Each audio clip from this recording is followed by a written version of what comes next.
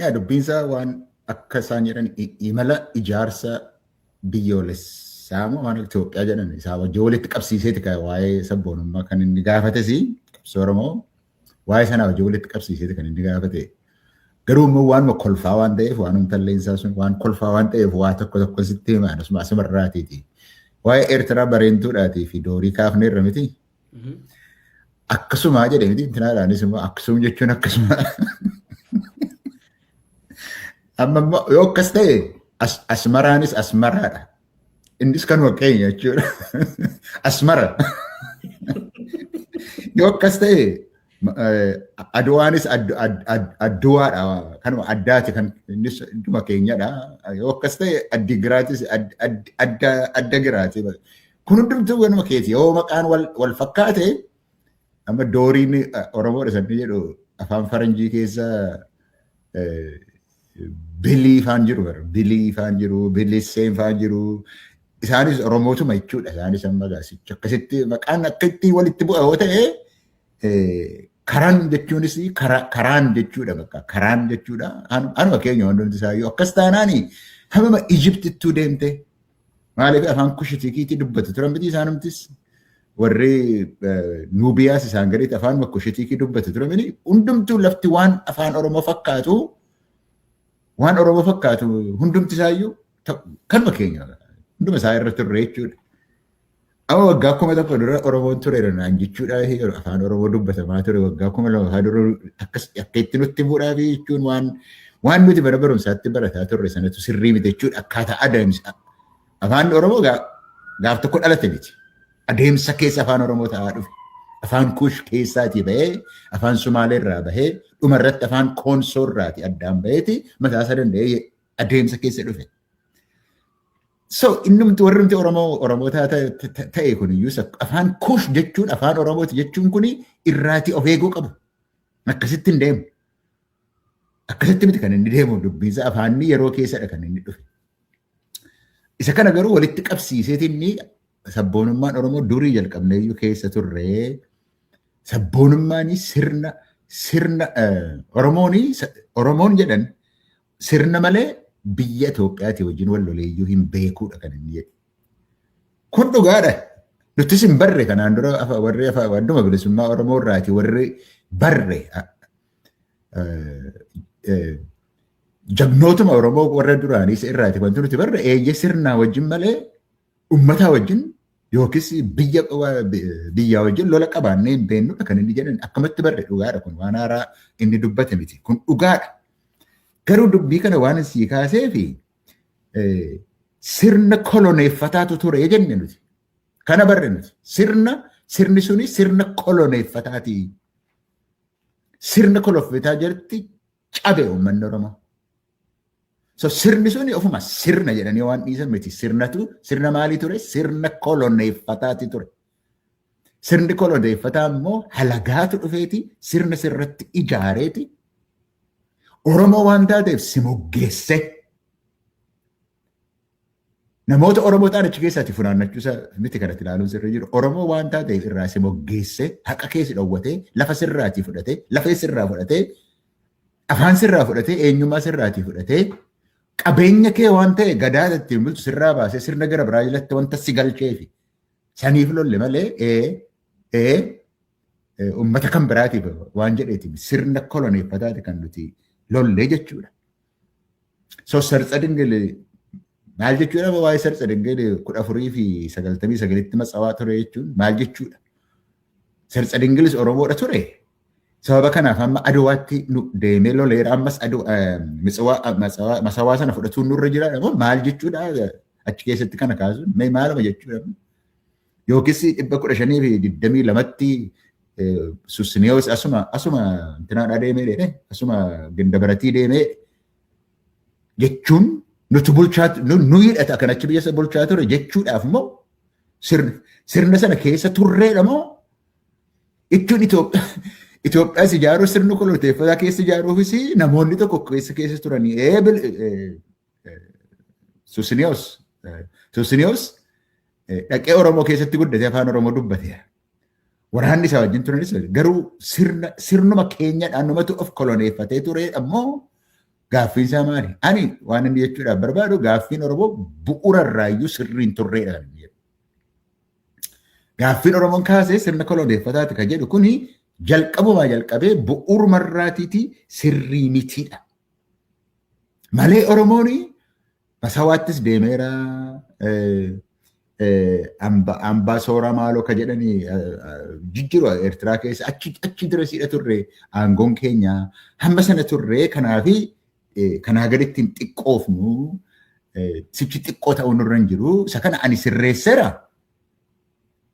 Sabboonummaan inni kanaan dura ture sabaan boonuun Oromoo kan hamma har'aatti ture saba keetiin boonuun qabeenya nu barbaachisu hundumaa qabna. Beekumsa nu barbaachisu hundumaa qabna akka Oromootti. Sirna ofiin of bulchuus qabna. Sirna haqa dinagdees qabna. Lafees qabna hunda isaa qabna. Innumti kan keenyaa nuuf haa ta'uudha miti sabboonummaan. Innumti nurraa fudhatame nuuf haa ta'uudha. Sirna koloneeffataatiin kan fudhatame hin ta'uudha. Sirni koloneeffataa sun immoo eeyotu nurratti ijaare. Jechuun amma waan ammaa namichi kun nuun jechaa jirutti namoonni sirna koloneeffataa ijaaran sun keessayyuu daangaayyuu kan sarare eeyoodhaan maqaan isaa jedhee daangaa Itoophiyaa goobanaadha. Achi keessa tureera yoo akka ta'e aannoolee isin himannu kaa achi keessa Oromoon lolaniiru. Yoo kun bo'oo ta'e waa'ee aannoolee dubbachuun aannoolee sana keessatti namni afaan Oromoo dubbatu qooda fudhateera. Nan sobe. Isa sana irratti hin boonyuure kun ta'uu isaatiif hin boonyu.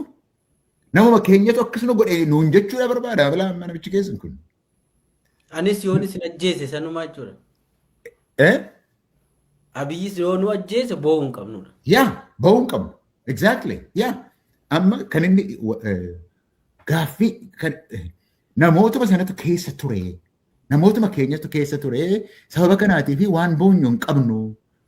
Waan amma jedhe sadan kun nurraatii fudhatamee waan jedhu irratti waan boonyee lafatti gad dabalamuun nurra hin jiru gaaffii qabunni. Garuu boo'ichi suni narraa fudhatame jettee boo'icha sanatu sirna sana ofirraatii si kaasuu gara qabsootti si geessa. Waa'ee biyyaaf hin boonyu. Har'ayyuu hin boonyu waa'ee biyyaatiif nama miti maal nuti. Boowanii boochisuu maaloo jedhee takka kana tuffachuuni boowanii boochisuu kan inni jedhee tuffataa jiru har'a. Sabboonummaa Oromoo inni tuffataa jiru bu'uuruma isaarraa badee kan inni jechaa jiru bu'uumarraa maaliif gaaffii walabummaa kaasuun miidhaa nutti fidee hin jenneenni. Akkas jechuun nuni Itoophiyaa taanee Itoophiyaa irraa fattaquun nan dhiyyu Itoophiyaan nutu ijaare. Oromoo dhumatu ijaare.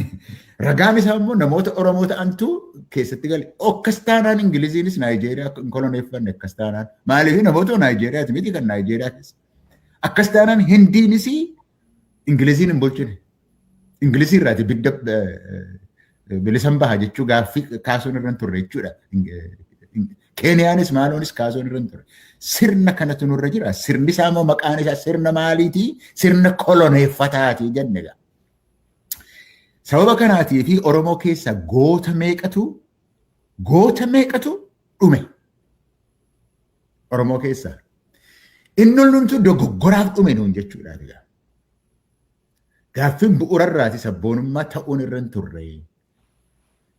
Kanaaf namni du'e kun hundumtuu gootni du'e kun hundumtuu kan nuti maqaa isaanii beennu akka itti qaamaanis beennu warri wareegaman hundumtuu waan bu'uurarraatii fi qajeelloo hin taaneef du'e. Egaa har'a eenyu beektaa warri jannoonni keenya sichigaa warri goota keenya eenyu gaamma warra Oromoo keessatti goobanaa fe'e jechuudha gaamma. Gabayyoon faan Aduwaatti du'aniiru sababa kanaatii fi warra bilisummaa Oromootiitiif lolan dhiifneetiti amma isaan kana shaashulaa oolla isaaniiniti goota keenya godhannaa jechuudha gaamma achitti deemaadha jirra jechuudha. Oromoon hin dogoggoree nuun jedhe rabbii jedhaatiiti. Abiishee dhiisneetu qadiidaa wandabee goota keenya jechuu qabna. Taaddasaa Birruu fi Hayilamaariyaam Gammadaa fa'aa isaan hin dhiisne Goobanaa fa'aa faarsinaa jechuudha. Leenjisoo diigaa fa'aa warra aanolee irratti gootummaadhaan lole dhiisneetudha. warra qale warra koloneeffataa sirna sana fide isaaniiniti galateeffannaadha kan inni nuun jechaa jiru. Ilaa amma isa qofaa miti isa qofaa miti isa akkas inni jedhu qofaa miti waa'ee kaayyoo ganamaa jedhees dubbateera bara. Kaayyoo ganamaa jechuun jedhee jala rabbi jedhaateera.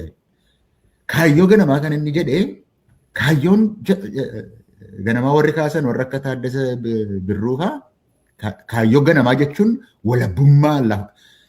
Ilaa walabummaa jechuun lafa. Lafadha kan ta'u lafa. Bilisummaan namatu bilisa ba'a. Lafatu walaba ta'a. Oromoon akkaataa inni itti waa'ee kanaa dubbataa ture akka kanatti malee akka inni jedhutti walabummaa jechuun fottoqu akka jedhutti miti. Fottoqu jedheeti kan inni haasa'u.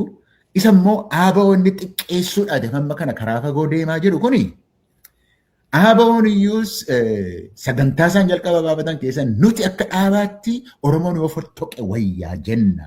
Garuu immoo sabaaf sablammii kan birootaati wajjin biyya tokko ijaarrate keessa jiraachuudhaaf hin danda'u waan jennu hin qabnu jedha.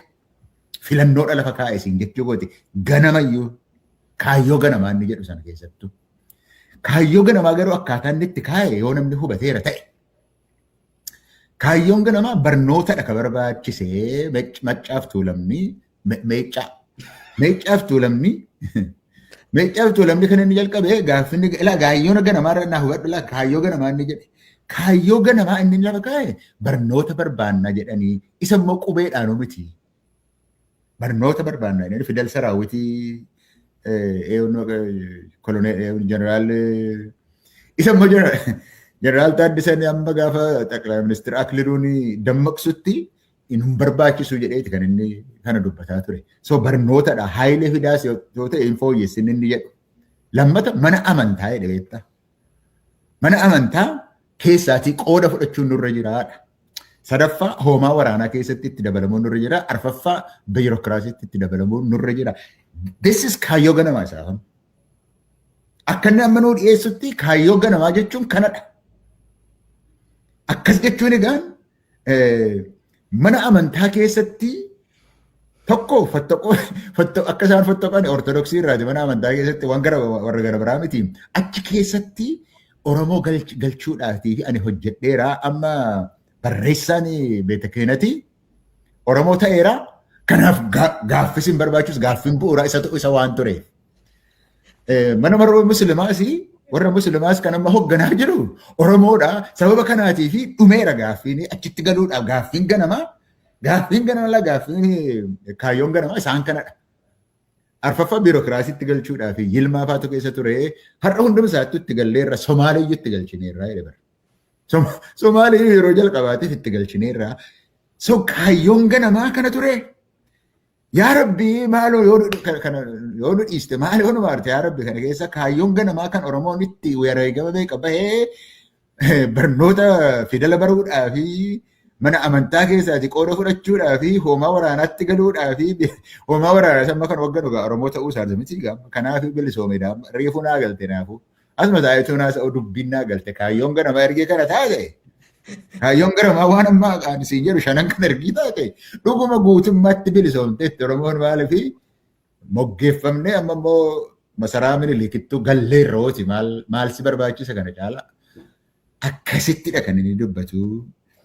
Kuni waa'ee qabsoo Oromoo sun ta'in warra naashinaalizimii Oromoo sabboonummaa Oromoo bu'uurarraatii sirriin turree bu'uurumarraa sirriin turree Itoophiyaa ijaaruu malee kan biraa walabummaa jennee ka'uun sirrii hin turree kanadha kan inni jedhu laamma dubbitu irratti dheerata malee isheen kana jedha naa eeyyami rabbi jedhe. Waan inni jechaa jiru waa'ee sabboonummaa Oromoo qofatu hin ta'in waanuma sabboonummaa jedhu balleessuudha kan inni barbaadu. Amma dur nuti warri Oromoo taane biyya Itoophiyaa keessatti qooda waan hin qabneef waa hunda waan dhabneefi keessaati waan dhabneefiti bilisummaa barbaannee nuuf Itoophiyaan maal goote ka jennu sana sababa kanaaf taganxaayii xabbaabii maaloo kan nuun jechaa turan sababa kanaati. Har'amee sanni xabbaab nuun jedhu akka jechuun irra turre kan inni jedhu. Har'a yoo Amaarota akka nuun jechaa ture Amaarri yoo dhimma Itoophiyaan qabutti hin jechaa jira. Yoo Itoophiyaan akkas deemteeti akkasitti na gubde yoo ta'e dirooniin akka itti Itoophiyaan na fidde yoo ta'e an Amaara malee Itoophiyaayyuu hin barbaadutti hin jechaa jira har'a. Tigraayinis warri ilaa Itoophiyaa jechuun Tigraayima jechuudha akka kootti Aksumis, Adawaanis, Ortodoksiinis waan humti Itoophiyaa godhu Tigraay keessa kan inni jiru. Al-Najaashiluu dabalatee. Isaanii galaa jettan galaa mangistii mataa keessanii qabdu jettanii itti himtan warri OPDO galaa jettanii keessaatii baaftan. Sababa kanaatiif dhimma irraa hin qabnu nuti Itoophiyaa keessanuu nuti biyyuma mataa keenyaa barbaannaa jedhan isaanuu. Somaleen takka Itoophiyaayyuu taateen beektu har'a isaanumtu garuma sana deemaadha jiru. Waa'ee Itoophiyaa sana dhiisanii irraa deemuudhaati irra jiru. Kanarradha kan isaan jiranii. Oromootni hamma Eertiraatti bulchaniiru.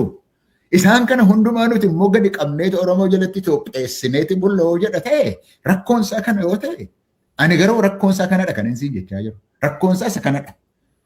Isa nuti warri Oromoo dur jechaa turre amma hunduu barateera. Amaarruu barateera. Amaarruu maqaa Itoophiyaatiin maquma Itoophiyaatiin isa itti jiru har'a. Isa namittiin kun irratti jirtu waa'ee maqaa Itoophiyaatiin hunduma isheeyyuu akka godhetaniin cabsee Eertiraa dabalatee Sudaan irraa baafadheetaniin as jalattan cabsee bulchaa jedhee Oromoo goyyomsaa jiru rakkoo kan itti fide amma. Rakkoo kan itti fide Oromoo qofayyuu miti. Rakkoo kan itti fide kan biraas waan ta'eetiifiti sabboonummaa Oromoo qotuu hin ta'in sabboonummaa jirtu hunda isheeyyuu xiqqeessee itti deemuudhaatiif adeemaa siin jechuuf hin jedhe.